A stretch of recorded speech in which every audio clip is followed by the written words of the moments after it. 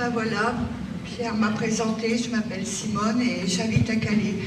Je suis une Calaisienne. Calais avant c'était une ville très agréable.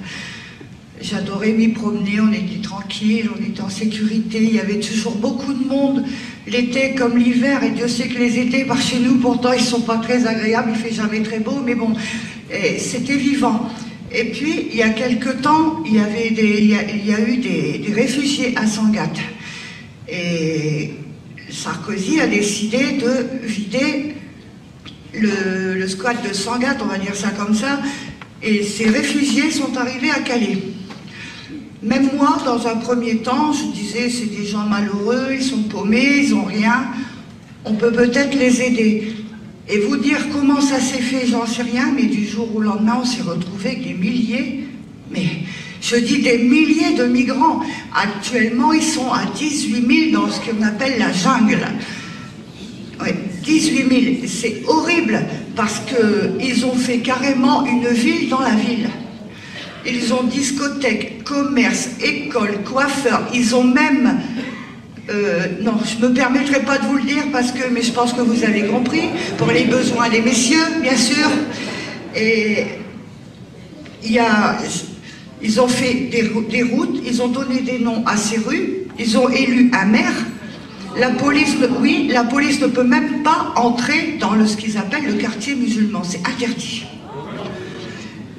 Jusque-là, on aurait peut-être pu supporter, mais on ne peut pas supporter l'insupportable quand on voit qu'à longueur de temps, c'est tous les jours, toutes les nuits, ce sont des émeutes. Ils déboulent en centre-ville à 2, 3, 4 000, partout.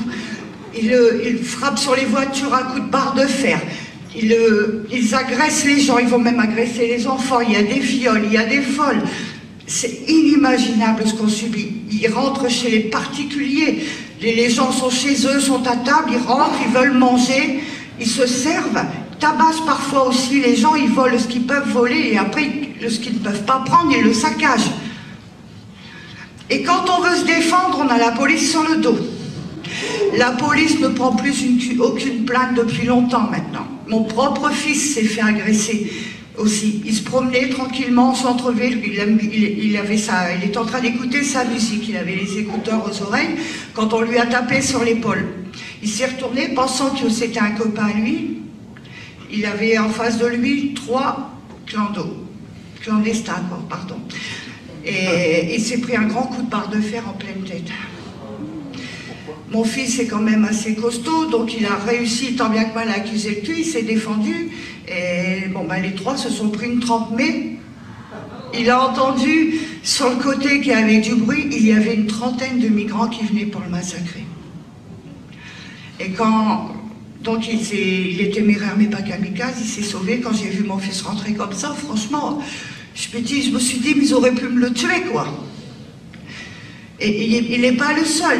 Ils agressent les enfants quand ils reviennent de l'école ou qu'ils partent à l'école ou qu'ils vont au collège. Ils vont jusqu'à prendre les bus scolaires, montent avec les enfants dans les bus scolaires. Ils ont fait une grosse émeute à Calais. Ça a été horrible. Ça a duré toute l'après-midi, toute la soirée. Ils ont jusqu'à taguer la statue du général de Gaulle. Ils ont écrit dessus « Nique la France ». Avec le drapeau de Daesh en dessous, voilà. Qu'est-ce que je peux vous dire de plus que ce qu'on subit?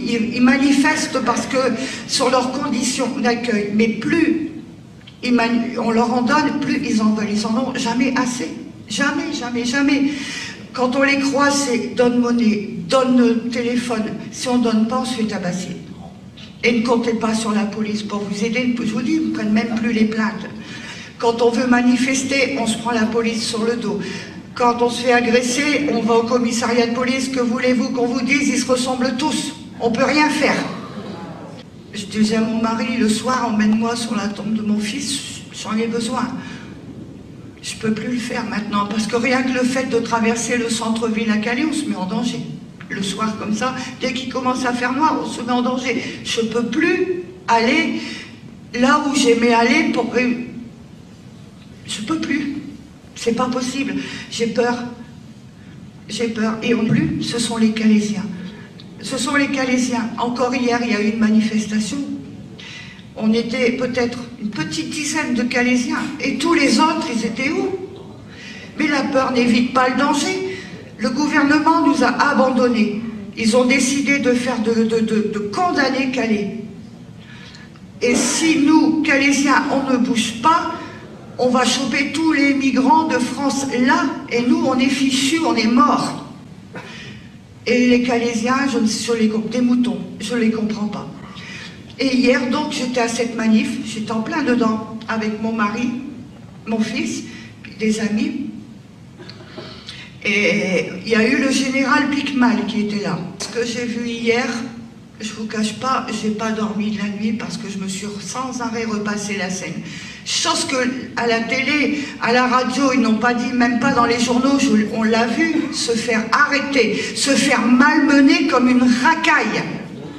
Lui qui est quand même une icône, une image de la France, qui mérite tous les respects, tous les honneurs dus à son grade, comme une racaille. On l'a vu se faire plaquer par terre, le policier lui mettre le pied sur la nuque. J'ai eu de la chance d'être là aujourd'hui devant vous parce que mon mari, qui a été assez malin, nous a fait passer par derrière les fourgons de gendarmes, de CRS, de canons à eau qu'il y avait. Sinon, ben, j'ai été embarquée, je serai encore en garde à vue aujourd'hui. Et qu'est-ce que j'avais fait de mal? J'étais venue là. Là, pour protester contre l'immigration massive, invasive qu'on subit à Calais. Vous vous rendez compte que même les commerces ont perdu de 40 à 60% de leur chiffre d'affaires, alors qu'avant Calais, c'était une ville florissante, c'était gai, c'était animé, il y avait toujours des étrangers pendant les périodes de vacances d'été. Je ne comprends pas pourquoi on ne les punit pas. Pourquoi, quand la police les attrape, les relâche aussi vite?